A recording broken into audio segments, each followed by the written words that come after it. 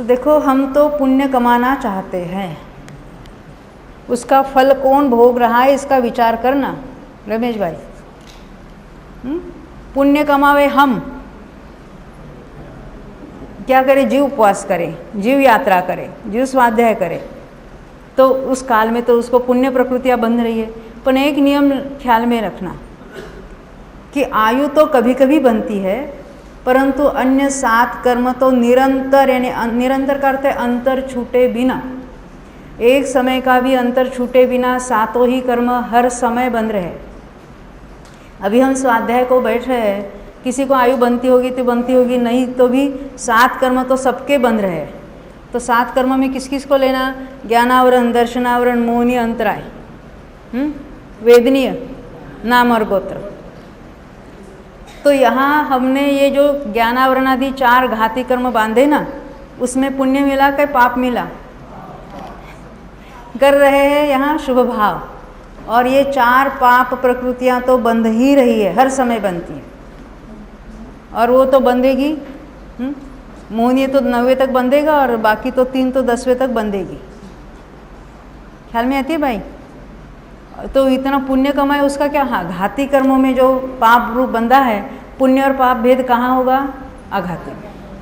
फल कौन भोगेगा? कहाँ जीव भोगता है?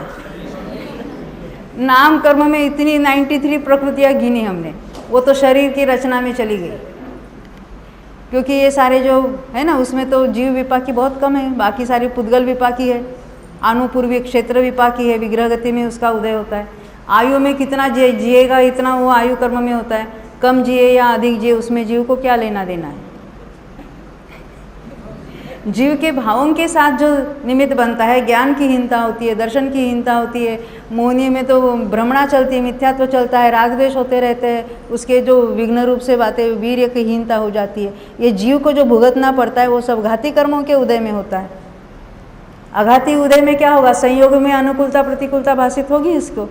तो संयोग हमसे भिन्न ही है। आप दिन रात कमाई करते हो भाई, किसके खाते में? पड़ोसी के खाते में जमा करते हैं, बैंक में, किसके खाते? अपने। और यहाँ हम क्या कर रहे हैं? ये सारा पुण्य कमा कर वो सारा आघाती में जमा कर रहे हैं, वो सारा पड़ोसी ही भोगेगा, जिसको भोगने की अक्ल भी नहीं है। नहीं समझे? ये शरीर की रचना होगी तो शरीर को सुख मिलेगा कि नहीं मिलेगा? जीव मैं शरीर हूँ मानकर और मिथ्या तो पुष्ट कर रहा है।